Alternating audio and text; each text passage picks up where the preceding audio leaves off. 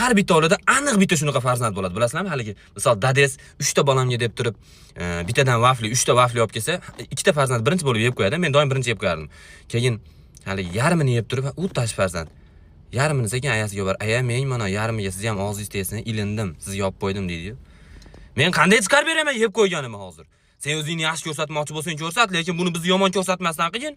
Eng qizig'i 3 kun bitta joyga ruxsat so'raysizda, qiylanib, endi ruxsat beray deyishayotganda hali kelib turib, "To'g'ri-da, ash pulga o'zi uyda go'sht olib kelib, go'sht pishirib mazza qilib yesak bo'ladi-yu" deydi. Nima sen men qayerdir ketganimda mazza qilmasdan yedingmi yo och qolib ketdingmi? Xuddi haligi bor kichi bilan yangiliklarda noma'lum shaxs kichkina bolachani boltalab o'ldirib ketibdi degan yangilikka harakat qilayotgandek-a? Eng qizig'i haligi uydagilar qayerdir ketadi, mazza qilib ko'chada o'ynaysiz. Uydagilar kelgandan keyin, "Aya, men uylarni yig'ishtirib qo'ydim.